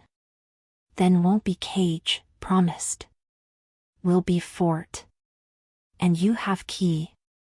Have everything, Elena. Student debt, father's health, dreams, put world at feet. Just ask one thing in return. What? Stay. Word raw, vulnerable. Stay by side. Because discovered much better at being monster when have something human to protect. Heart ached. Not offering. Just money or protection, offering armored heart. I stay, whispered, sealing fate. But not as shield, Dante. As equal. If danger, want to know. If enemies, want to see faces. No more secrets. Smiled, small genuine smile softening wrinkles around eyes. Deal, tesoro. No secrets. As if universe wanted to test promise instantly, static sound broke cabin silence. KRRKRRSHHH. Dante sat up, body instantly alert. Sound came from dark corner, old military backpack thrown. What is that? Asked, pulling blanket to cover nakedness. Emergency radio, said Dante, getting up and walking naked to backpack, ignoring cold. Encrypted shortwave frequency. Only 3 people have channel, me, security chief, and traitor. Picked up radio. Static hissed again, then voice distorted but recognizable cut air. Dante? Dante, do you copy? This is Mateo. Code is Red Omega. Repeat, Red Omega. Dante pressed transmit button, face hardening into stone mask. Copy, Mateo. What is situation? Static-filled pause. Lorenzo is dead. Heavy silence fell over cabin. Dante looked at me. I didn't kill him, said to radio. Left him alive. We know, Mateo replied. Someone entered family hospital hour ago. Silencers. Was execution, Dante. And left message on body. What message? Crystal snowflake carved in throat. Blood drained from face. Snowflake. Same ornament type broke at party. Symbol of start. Dante released radio button, didn't turn off. Looked at me, vulnerability shared minutes before armored by cold calculating fury. Wasn't Lorenzo, said, lethal whisper voice. Lorenzo just pawn. Distraction. Then who? Asked, feeling terror return. Someone knew would be at hospital if hadn't fled with you. Someone knew about broken ornament. Walked to window, looking at white darkness outside. Someone at Christmas ball. Viktor Volkov risked. Maybe. Or maybe someone much closer. Dante turned to me. Pack things, Elena. Storm passing. Going back to New York. For what? To hunt, said, picking flannel shirt off floor. Christmas over. War begun. New York didn't seem magical anymore. Under gray morning light after storm, street snow turning to dirty gray sludge, mixed with salt and trash. Perfect metaphor for situation, purity of cabin left behind, replaced by reality's filth. Dante didn't take us to violated penthouse, nor family mansion. Drove Range Rover straight to Brooklyn docks, entering industrial warehouse complex surrounded by barbed wire and security cameras. Where are we? Asked, watching armed men open heavy gate recognizing car. The slaughterhouse, answered Dante, humorless. Operations center of logistics company. An only place in New York sure walls don't have ears. Entered upper floor office overlooking factory floor where containers moved. Place Spartan, metal desks, high-end computers, tactical maps on walls, strong cheap coffee and cigarette smell. Tall man, neck scar, rigid posture, came to meet. Matteo, radio voice. Looked sleepless 3 days. Capo, Matteo greeted with nod, eyes briefly passing me with suspicion. Sorry about Lorenzo. No is family. Lorenzo was idiot who dug own grave, said Dante, removing coat throwing on chair. But was my blood. And no one spills my blood without permission. What you got? Matteo threw folder on table. Crime scene photos hospital. Surgical. Entered through vent. No alarms. No witnesses. Lorenzo throat slit in bed. Snowflake was. Matteo hesitated, looking at me. Seen worse, Matteo, said Dante. Speak. Stuck in trachea. Like cork. Clear message of silencing. Dante took photos, analyzing with coldness making me shudder. Forced self to look. Not morbid curiosity, but promised. No secrets. Who knew was at cabin? Asked Dante. No one, guaranteed Matteo. Car tracking disabled. But knew not at penthouse. And knew how to enter to leave doll. Penthouse code, murmured Dante, hand over face. Only you and I have master code, Matteo. Matteo paled, didn't retreat. Pulled on gun, placed on table, handle to Dante. If doubt loyalty, Dante, end it now. Die for family. Die for you. Silence absolute. Dante looked at gun, then security chief's eyes. Put away. If you, already dead. Traitor, not someone carrying gun for me. Someone invisible. Dante, called, voice cutting male tension. Looking at crime scene photo. Detail. Small detail man like Dante, focused on war tactics, could miss. What? Turned. Pointed at photo of nightstand beside Lorenzo's hospital bed. Get well card on floor, blood-stained. Handwriting, said. On card. Dante took photo closer. Winter has come for all. Same shaky writing on note left at penthouse with decapitated elf. Not shaky because nervous, analyzed, remembering years correcting high school essays tutoring for extra money. Shaky because disguised. But look at Ian Elena on penthouse note and Ian Winter on card. Final curve identical. Feminine flourish. Dante and Matteo exchanged look. Woman? Matteo frowned. Russian professional assassins don't usually have feminine handwriting. Assassin could be man, argued. But who planned, who wrote notes, who has access, is woman. Woman at Christmas ball, continued Dante, mind working fast. Woman who saw you break ornament. New moment trigger for everything. Who near us? Asked, closing eyes, trying to reconstruct hotel scene. Pine smell, breaking glass sound. Marcus, manager. Furious. Marcus, cowardly bureaucrat, dismissed Dante. Who else? Another elf, remembered suddenly. Chloe. Dante frowned. Who? Other temp. Beside me. She. Breath stopped. Puzzle pieces clicked horribly. She knew who you were, Dante. Before you entered room. Said name. Said destroyed companies. New business details port not in social columns. Mateo typing furiously computer. Chloe. Last name? Don't know. Tag just Chloe. Blonde, brown eyes, about 5 feet 7 inches. Accessing temp agency payroll, said Mateo. Seconds later, photo on big screen. Her.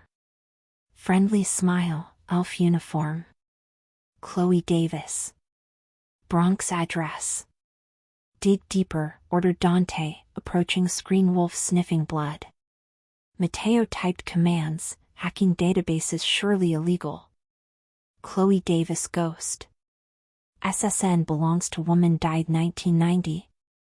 But, wait. Facial rec Interpol.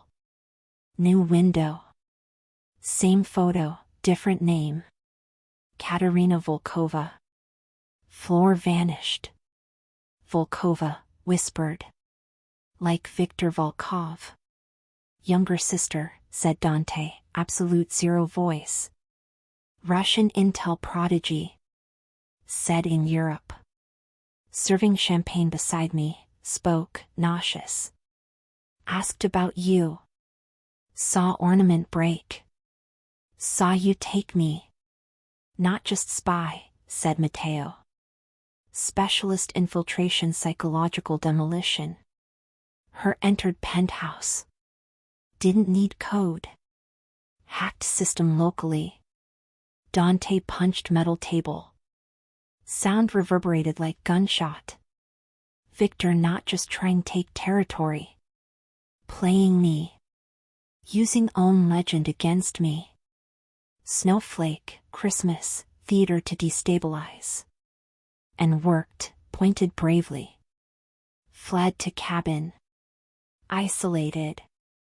Exactly what wanted.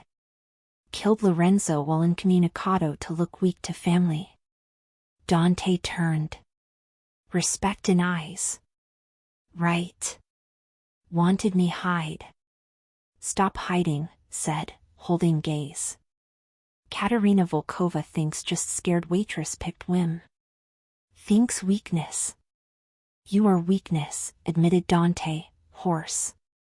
No, walked to him. Taking hand, ignoring shocked looks Mateo men. Secret weapon. Doesn't know here, analyzing handwriting. Doesn't know saw face.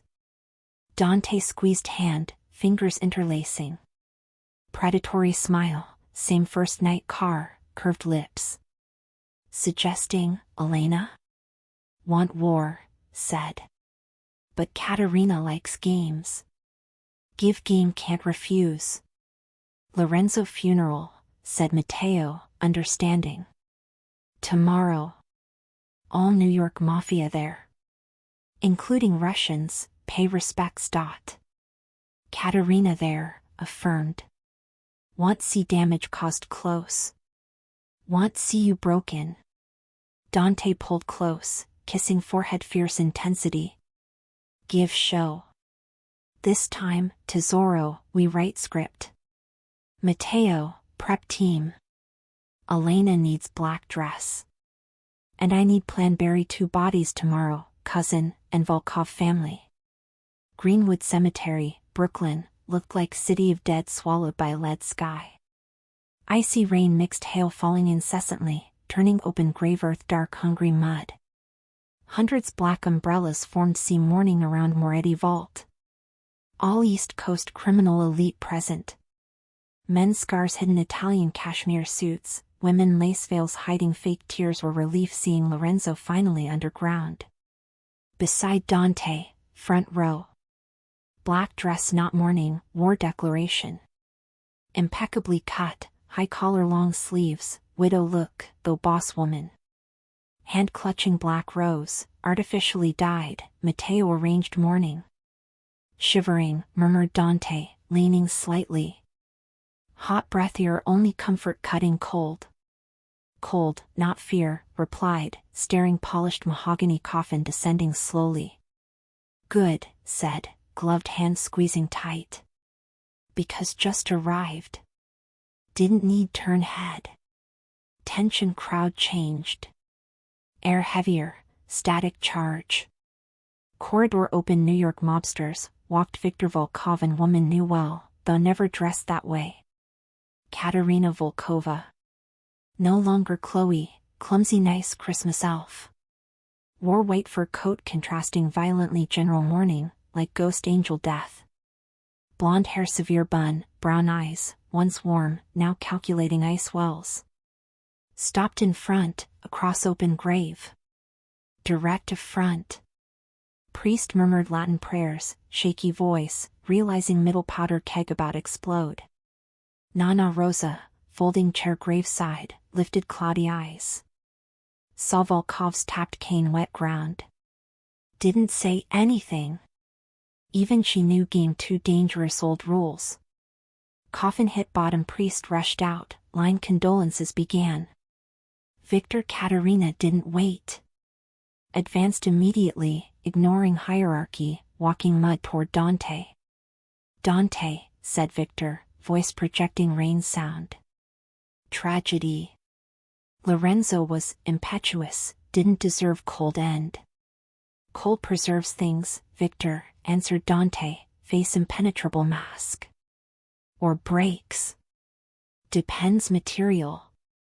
Victor smiled, shark smile scene opera. Brought flowers.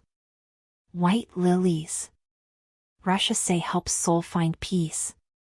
Gesture, man placed exaggerated wreath graveside. But eyes fixed Katerina. Looking at me. Scorn shine gaze. Thought same girl trembling serving champagne. Thought didn't know. Katerina stepped forward, extending gloved hand. Condolences, Elena, said, soft melodious voice, same voice complained Supervisor Marcus. Hard for you. Also, excessive used simple life. Silence fell inner circle grave. Dante tense, ready intervene, squeezed hand, signaling wait. My moment. Didn't shake hand. Stepped forward, invading personal space, Dante did night met. Simple life advantages, Katerina, said, loud enough Victor Dante captains here. Learn notice details. Handwriting get well card. Face coworker asking too many questions.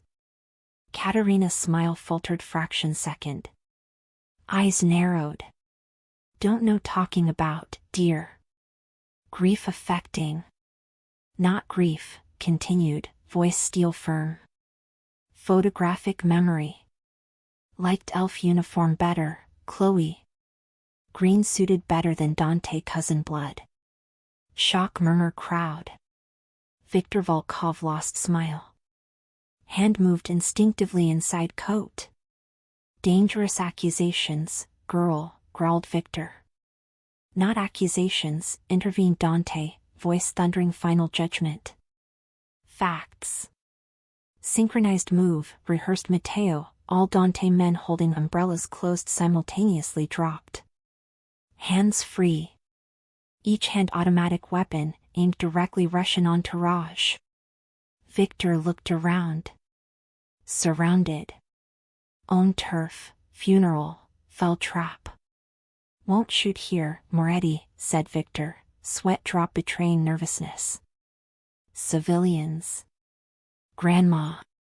Grandma buried husband 2 sons, said Dante, cold. Doesn't mind noise. Right, Victor. Won't kill today. Too fast.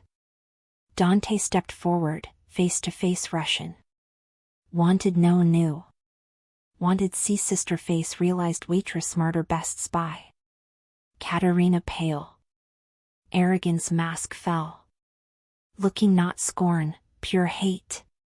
Humiliated publicly. Made mistake, hissed Katerina. Only mistake thinking winter yours, replied. Lifted hand dropped black rose held. Landed mud, Katerina feet. Merry Christmas, Katerina. Consider eviction notice. Dante hand Victor back pushed, lightly authority, back. Leave. Before decide Lorenzo grave room 2 more. Victor Volkov adjusted coat, regaining shred dignity. Looked Dante, then me, promise future violence. Not over, Moretti. No, said Dante. Run. Russians retreated. Tense withdrawal, weapons both sides raised, entered black cars disappeared cemetery gates. Last car left, air tension dissipated, leaving only rain sound adrenaline trembling veins. Dante turned. Didn't care watching. Held face 2 hands, ignoring rain soaking hair mine. Perfect, said, fierce intensity. Knees without firing shot. Coming back, whispered, reality wait. Now no real threat. Let come, said Dante, forehead mine. Now know who. Hunt ours. Kissed right there, cousin grave edge, icy New York rain. Victory kiss, alliance death challenge. No longer elf, Cinderella, protege. Queen bored. Final game begin. Victory metallic taste. After funeral, back slaughterhouse, fortified Brooklyn warehouse. Atmosphere men contained celebration. New humiliated Volkovs, world humiliation worse death. But Dante not celebrating. Paystop's room, undoing black tie knot, eyes fixed security monitors perimeter. Too quiet, murmured. Victor not man lick wounds silence. Reactive. Should tried something way back. Many. Autos, screams, orders barked Russian Italian. Elena. Stay. Dante voice somewhere downstairs, muffled chaos. Smoke denser. Stay die asphyxiated. Held gun 2 hands, safety off Dante taught, remembered movies, entered hall. Slaughterhouse siege. Volkovs didn't try stealth, launched suicide attack. Truck must blown main gate. Ran back fire escape. Need down, need find Dante. Corner turn, face shadow. Huge man, black tactical balaclava. Not Dante man. Raised rifle. Didn't think. Survival instinct control. Pointed pulled trigger. Recoil almost dislocated wrist. Shot high wild, hit shoulder. Grunted retreated, surprised. Before recover, fired again. Again. Fell. Stood panting, staring groaning man floor. Just shot someone. Not bad elf. Voice behind. Cold. Feminine. Spun heels, gun up. Katerina Volkova and hull, smoke. No white fur. Black, practical lethal. Held silenced pistol, pointed casually head. Drop gun, Elena, said, smiling. Chloe smile, nice friend, distorted demonic. Go hell, growled. Already in, dear. Look around. Explosion shook. Ceiling part fell between me stairs, blocking escape. Dante coming, warned, hands sweating grip. Dante busy, Katerina laughed. Victor brought all men. 100 soldiers, 20 Dante. Simple math. Surrounded downstairs. Die there. But you, come with me. What? Bait? No. Bait used. Now want prize. Eyes shone.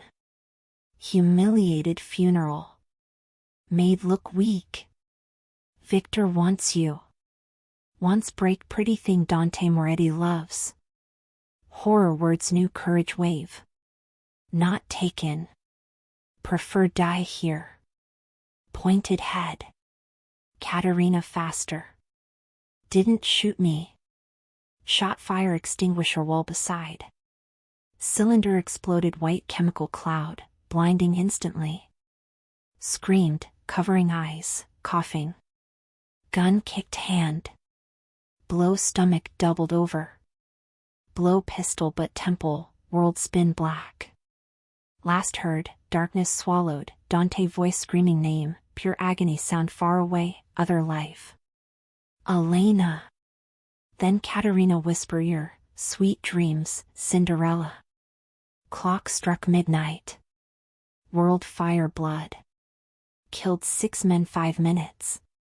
Suit torn, face soot. Mateo sighed, bleeding leg, still shooting. Breached north perimeter, yelled Mateo bullets. Distraction, Dante. Going up. Heart stopped. Elena. Abandoned defensive. Cover me, roared. Ran stairs, ignoring buzzing wasp bullets. 2 steps time, panic acid taste. Upper hull ruins.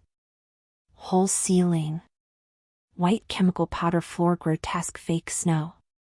Elena, screamed, voice tearing throat. No answer. Ran hull. Saw man down, groaning, 2 chest shots. Russian. Elena fought. Pride terror war chest. Arrived where should be. No one. Just gun gave, floor, too far where been. Beside gun. Knelt, hands shaking first time years. White extinguisher dust, drag marks. Left purposefully center, mocking, single shoe. Black stiletto. Cinderella. Scream not human. Wounded animal death. Took her. Failed. Now, NYC burn until find. Cold different cabin. Cabin natural, clean. Here, abandoned ice slaughterhouse NJ docks, chemical, ammonia old blood. Tied metal chair center deactivated freezer. Hands numb, wrists run nylon ropes. Black dress torn hem, face throbbing Katerina hit. Victor Volkov paced front, silhouette backlight weak bulb.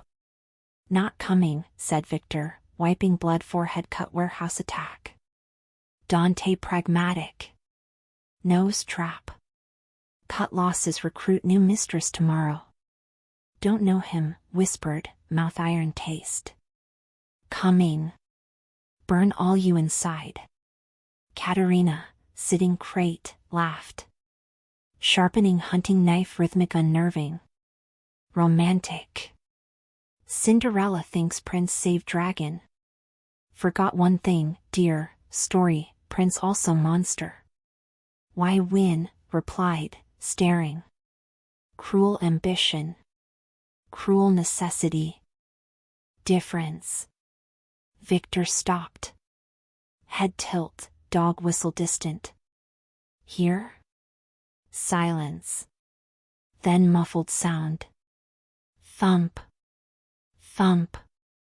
Not steps. Bodies falling outside. Freezer door shook, didn't open. Sharp hiss, sparks hinges. Cutting door torch. Positions, screamed Victor, gun head. Enters, dies first. Katerina jumped crate, knife throat, shield. Scream, hissed ear. Tell back off. Opened mouth. Dante. Enter. Kill them. Katerina scream rage pressed blade, cutting skin neck superficially. Metal door gave deafening bang, falling inside smoke sparks. Smoke figure emerged. Dante. No vest visible. White shirt soot blood, coat gone. Gun each hand. Eyes, nothing human. Pure destruction wells. Drop her, said Dante. Voice not scream, fact calm terrible. Step open throat, screamed Katerina, hand shaking slightly neck. Victor, called Dante, ignoring Katerina looking directly brother. Wanted empire. Give chance. Drop gun, let go, leave alive. Keep territory. Keep girl. Victor hesitated. Greed shone eyes. Lowered gun slightly. Give New York her? New York concrete steel, answered Dante. She's soul. Fair trade. Second distraction needed. Katerina, shocked offer, loosened knife millimeter. Threw head back force, hitting nose. Cartilage crack. Screamed retreated, hands face. Through floor, chair width. Now, screamed. Hell descended freezer. Dante fired. Victor fired. Dante bullets hit Victor chest shoulder before Russian raise fully. Victor projected ice wall, sliding down, red trail. Katerina, nose bleeding profusely, lunged knife. Trapped chair, helpless floor. Bitch, screamed, blade down. Shot echoed. Not Dante. Door. Matteo, leaning frame, gun smoking. Katerina stopped. Looked chest, red bloom black fabric. Knife dropped. Looked me, last surprise frozen face, fell side. Silence. Dante ran. Dropped guns knelt, hands frantic knife belt cut bonds. Elena. Elena. Repeating name prayer. Ropes loose, launched him. Pulled lap, burying face neck, Katerina cut bleeding slightly. Felt body tremble violently. Indestructible monster undoing arms. Got you, whispered skin. Got you. Over. Pulled away look. Wiped blood smudge cheek thumb. Said trade New York me. True? Held hand kissed palm, gray eyes shining unshed tears. Burn world just see breathe, Elena. New York cheap price. Looked bodies Victor Katerina. Volkov empire ended.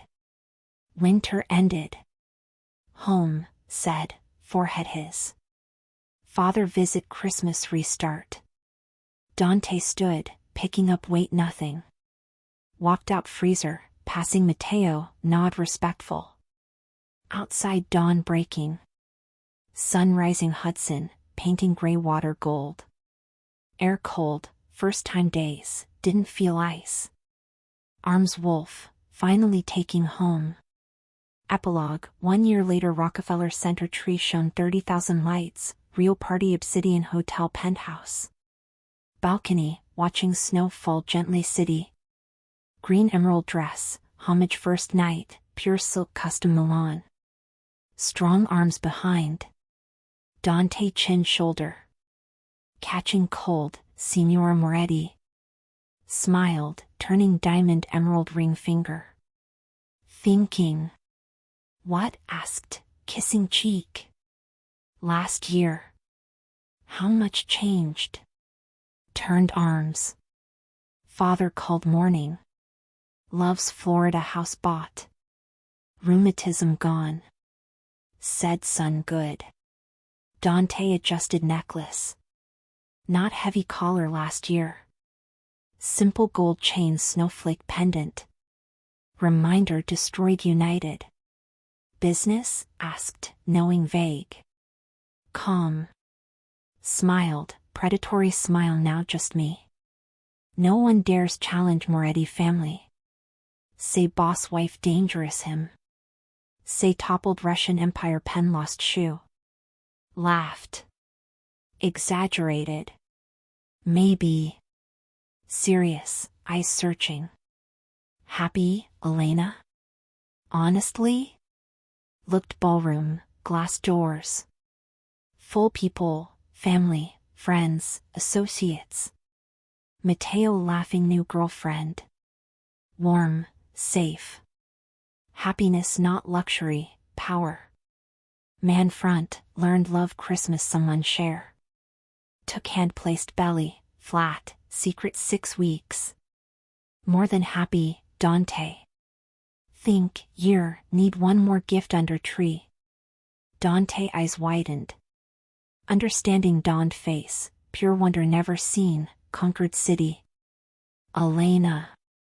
Voice failed. Merry Christmas, Dante, whispered, kissed, promised protection future. Outside snow fell, covering New York white. Inside, winter finally gave way eternal spring. The end.